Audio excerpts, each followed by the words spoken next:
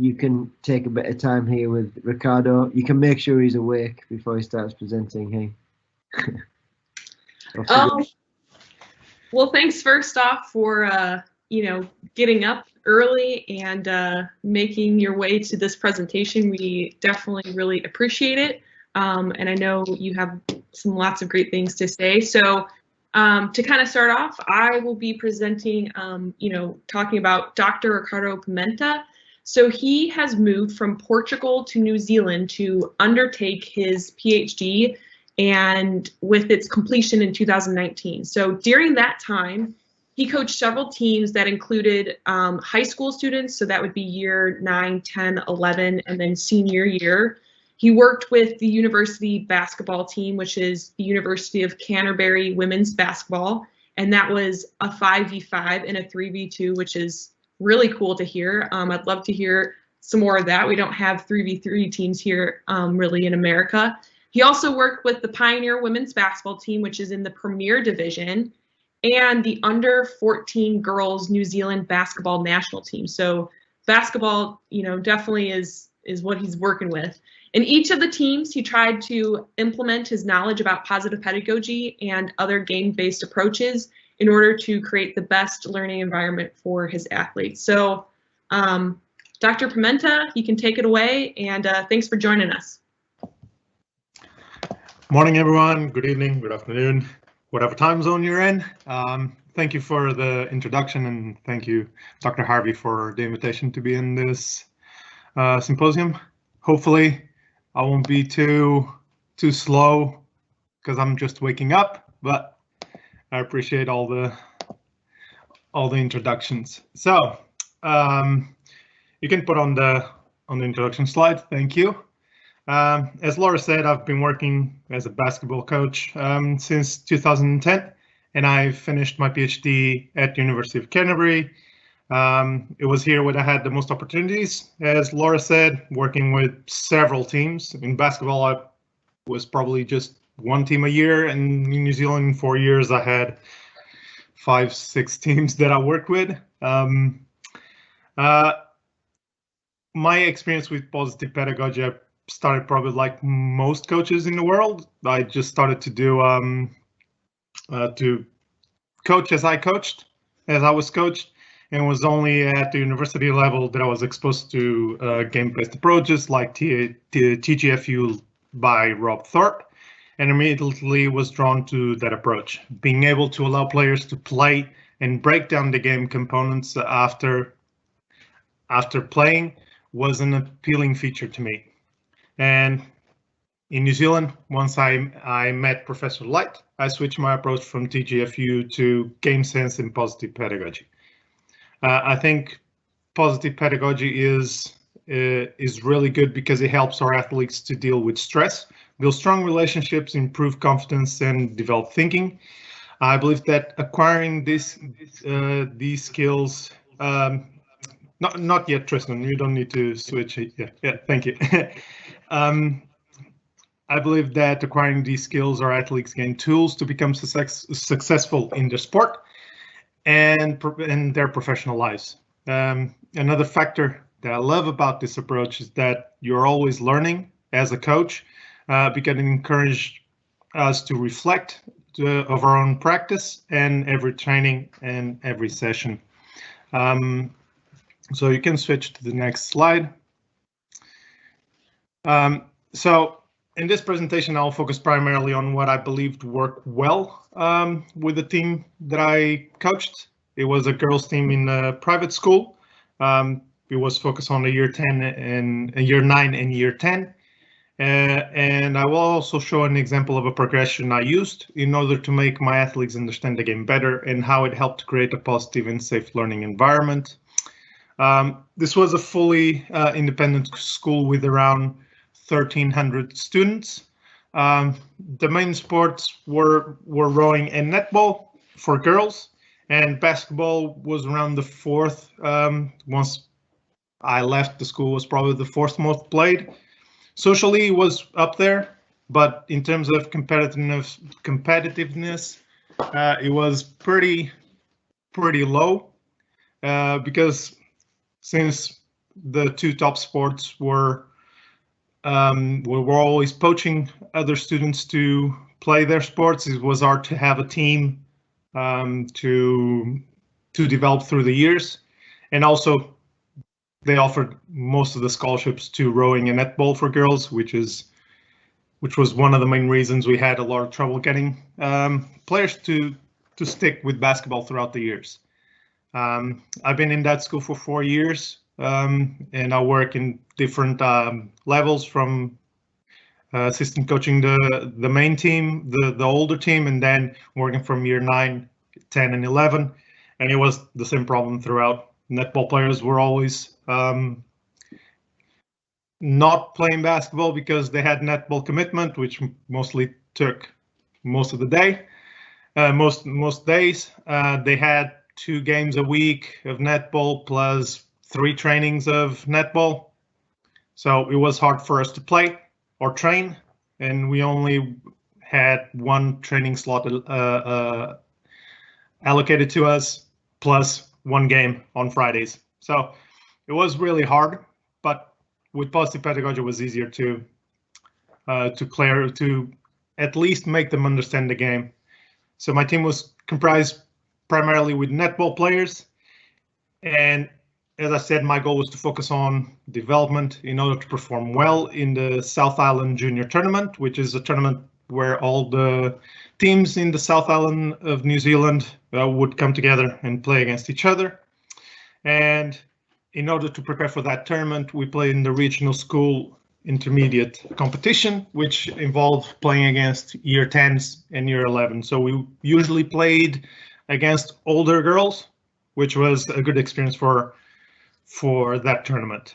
I never met the girl. I met some of the girls previously in the previous year, but they were coached at the time by my assistant coach, and she used more traditional approach, which she would just do drills and then go into a game, 5 on 5 most of the times. So my athletes were not very used to positive pedagogy approach at all. Next slide, please. So my training session would always start by reviewing the previous session or game, asking what they thought about that previous session or game, asking them to provide 1 positive and something to improve on.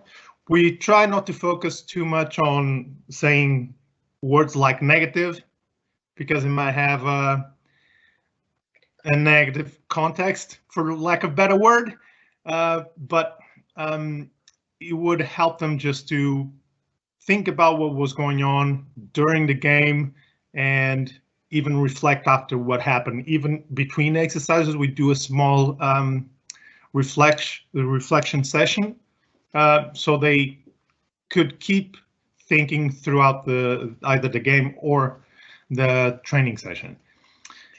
Initially, it was difficult because it was different to how they were coached. Their coaches would tell them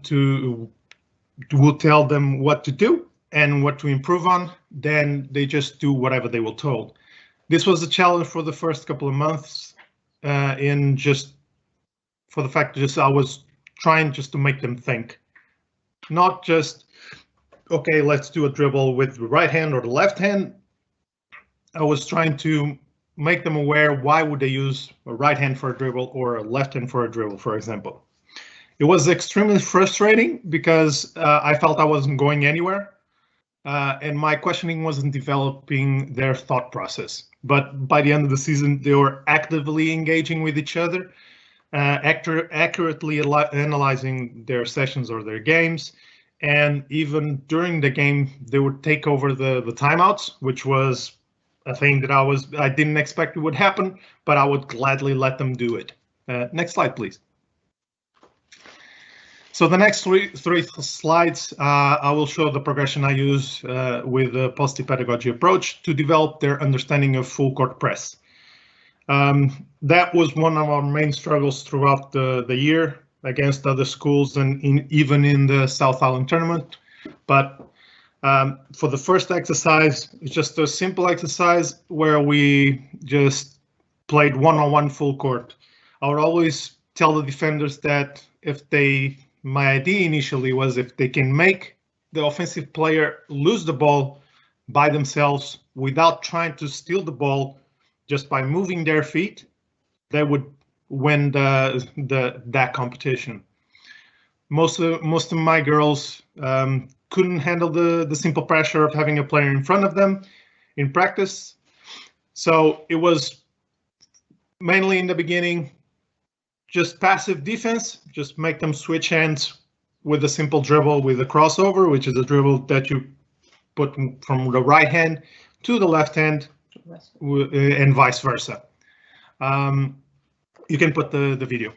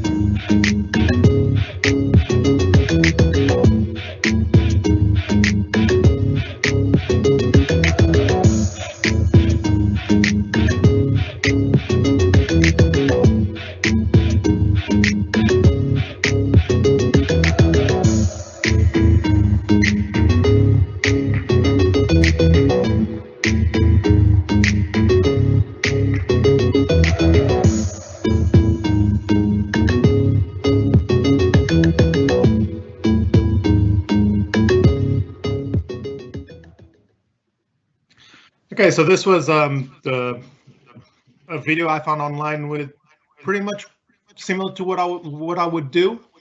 I would use my players as with passive defense until half court, and past half court they would play one-on-one, and then we'd do some competition from there. So if the defense stole the ball or made the offensive player lose the ball, they would get a point.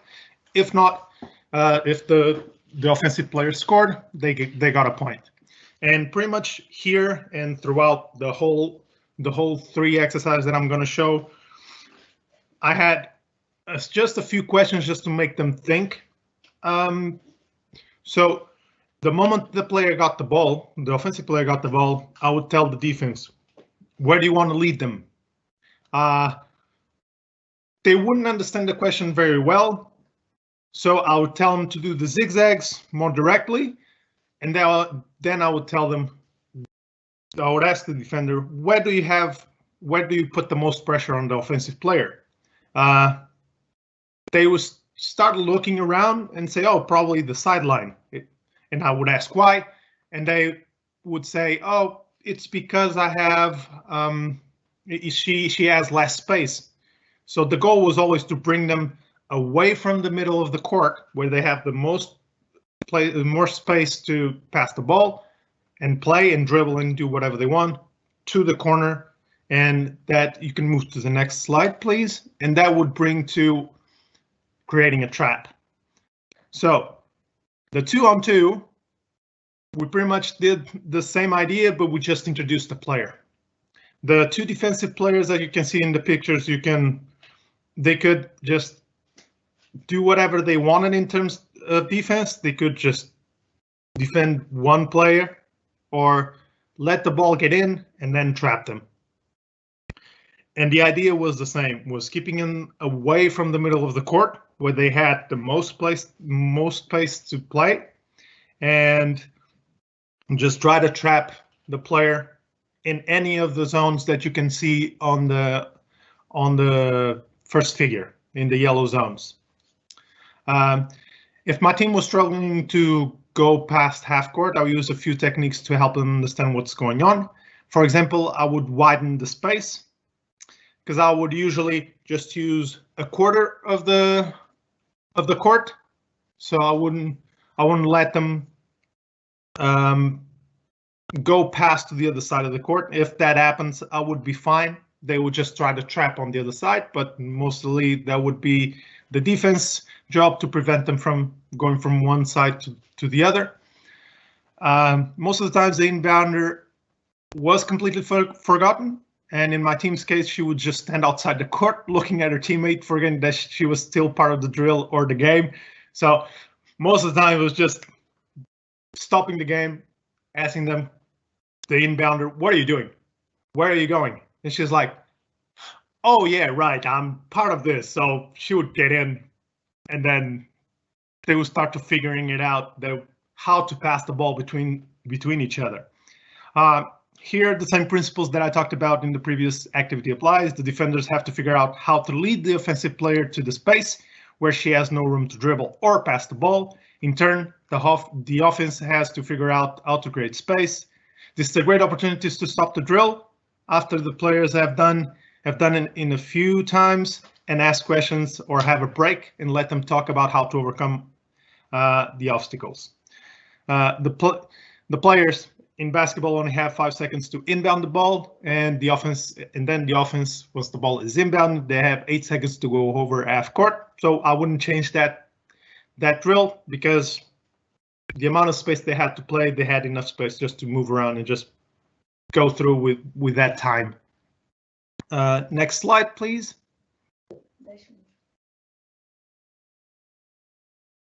So lastly, obviously you can move from 1v1, 2v2, 3v3, 4v4, 5v5. I just jumped straight into 5v5, but that's the progression I would use. So we just add players. This is one of the features that you can use in any game-based approach, is just play with numbers. You can add more defensive players just to make the job harder for the offensive players. You can add more offensive players to make it easier for the offense to go over and less. So you can always play with that, and also you can play with space. That's why I would just use a quarter of the court. But now with 5v5, obviously, we do a full wider.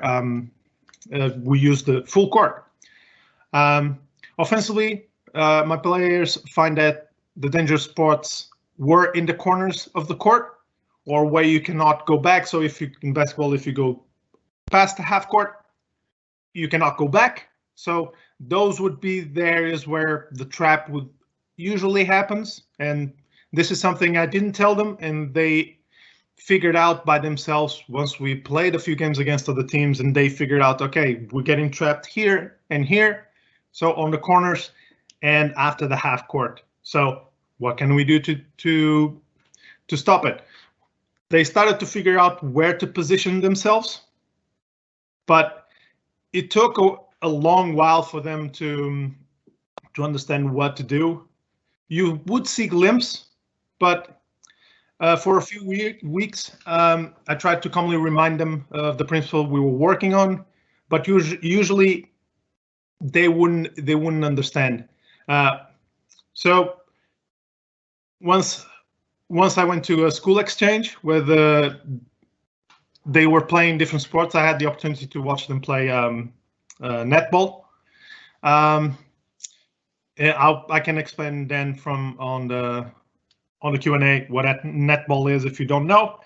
But basically they have a hoop, they don't have a backboard, they have zones, and they cannot dribble, and pretty much they have to pass the ball, they have to move around without dribbling the ball and try to shoot the hoop. And it was interesting because I watched them play the game, play their netball game, and going home, I was thinking, why don't I use their movement or their knowledge from netball and transfer it to basketball?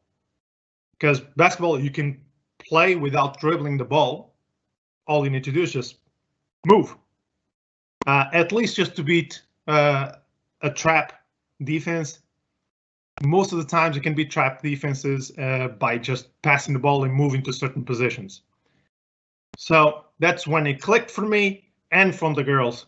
So every time we would play against a full court trap, I would just tell them, how do you play netball?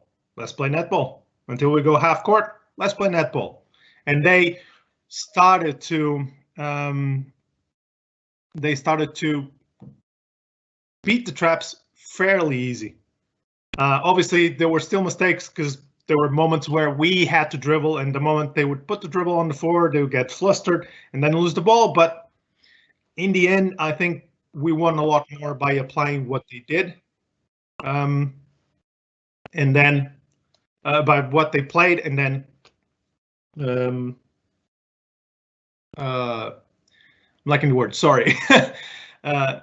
Apply how they played netball, and then we could move towards the playing basketball half court. Next slide, please. So just 2 more slides, and I'll show you the pros and cons from what I saw. From my experiences, it can be different from you guys. So for me, the pros is the constant reflection. I use this with any of the teams that I coach in New Zealand. I always, every training that I did, I'll go home. I would bike everywhere, so I had a lot of time. I had like half an hour just to think about it. Even when I was playing basketball, I would do the same thing. I was always thinking about what happened during training, what did I did right, what can I improve on, and what situations I felt the most stressed, and what I needed to improve on. And I started to deconstruct what was going on in my game or in any of the teams that I coached. So you have to be open. I think openness to athletes' feedbacks and ideas is important, because they can give you an idea that you might not think it works, but I think you could let them try. Especially kids, they come up with some strange ideas that you never thought of, and they actually work. One of the pros is also really in control of the team. But for me, the most amazing thing that can happen is, okay, just they take over the timeout. You see them inside the court just talking to each other. They see me get up and ask for a timeout when something's going on. They say, no, just sit down. We got this. I'm like, cool. If they got this, I have to trust my athletes. And that brings accepting mistakes. For me, basketball is a game of adjustments. You're never going to do the same thing over and over again. Whatever you train is just a situation. So it might happen. If it happens, cool. We're prepared for that. If not, we have to adjust. And every time you play against a different team, a different player, they're going to show you different things. So you have to be prepared to adjust. And I think this approach is very gratifying and enriching, because it makes you always search and always trying to get better. Obviously, on the opposite side, the cons is external factors. Like, for example, we only had 1 training a week, so there's not a lot that I can do. But another thing that I repeated the same thing, relieving control of the team can be a very difficult thing for coaches to accept. It was hard to see progress initially, and it's very time consuming as well. So it takes time to get used to this approach, to apply it and think, okay, initially you have to see the small wins. Okay, they're now understanding this bit. I wanted to understand them this bit, but they understand this, and this is a win. So once they start progressing, you start developing your techniques, and you get better, and it's a lot easier to apply. And also, players need to feel safe to express ideas. You need to make them feel safe. So they start by going small groups, talking to them individually, build their confidence up, and then you can start bringing them into the group. Oh, what was your idea? What was yours? And then they can develop that confidence. Last slide, please. So, in summary, be flexible with your coaching style and approach to your sport. Watch other sports. That's the main thing I do. If you have the opportunity to see other people coach in other sports, use it. You might hear something, you might see an exercise that you think, oh, how can I apply that to my sport? account for your athletes' sports experience in general and use it to your advantage. If they played other sports, it's the best thing, in my experience, that you can do.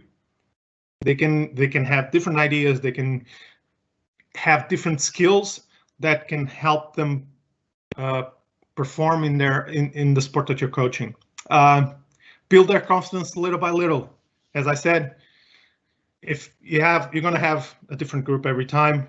Like you have different people. Some like to work individually or one-on-one, and others are more comfortable talking to the group.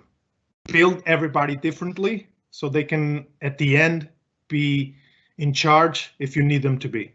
And the last one is always take time to reflect on your own experience and allow for your athletes to do the same. This is very important for making your athletes understand the game and also help you understand what's going on. Write a journal, a diary, whatever you want. That's going to help you just understand what is going on with your team. And this happened with any of the teams that I work, either the Premier team, the university team, or the kids. Thank you very much. Sorry, I took just a tiny bit longer. No, it was great. I think it was good to see, from the start to the end. So I really like that whole summary. So we do have one question from Lee Tucker, and it is, did you see any increased independent engagement with their individual development / interest away from the structured session? So for example, did they start to come back with more questions and thoughts on the game due to practicing and thinking about what you had been coaching? Yeah, definitely. It was interesting because once I started to make the connection with netball, I started to talk to them a lot more. I wanted to know more about their sports so I can, okay, how can I transfer this? And then in turn, they started to come to me like, oh, I saw this, I saw that. And they started even looking for videos on YouTube from NBA players. And I'm like, cool, this is my space now. Cool, let's do this. They started looking at how to do a Euro step, for example, which is just bouncing from one foot to the other and then finishing just going around the defender. They wanted to learn that. I had 3 players that didn't shoot threes at all. And they had a pretty good shot. In netball, they were shooters. So they were always around the hoop and shooting. So I'm like, you're going to just have more space to shoot. Just take a shot. I don't care if it goes in or not. The only thing I would ask them, like, are you open? They're like, yes, shoot it. I don't care. And they would come back to me like, oh, can you look at my shooting form? And we go over them, and it was always a back and forth. It was really interesting.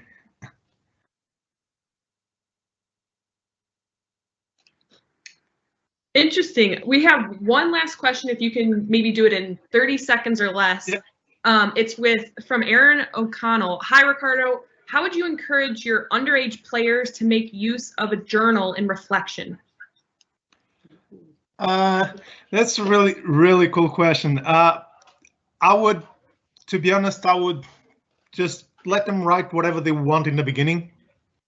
Like, even if it's a problem in their life, because as a coach, you're not there just to make them win, per se, because for me, underage is, you're here to develop them.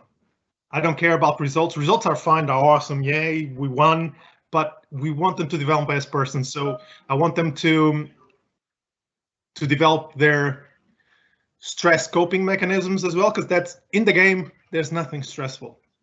Okay, there's nothing going to happen in basketball or in any sport that's going to be, oh no, I cannot deal with this. So in the beginning, I would just let them write whatever they want and then start focusing more towards basketball. If they're open to it, they can show you some snips of it. But if they're not, it's just keep encouraging them to write. And maybe at the end of sessions or beginning of sessions, make them write on that diary what was, instead of us reviewing what was going on in the game or the session or the previous session, maybe they can write it. That's a starting point.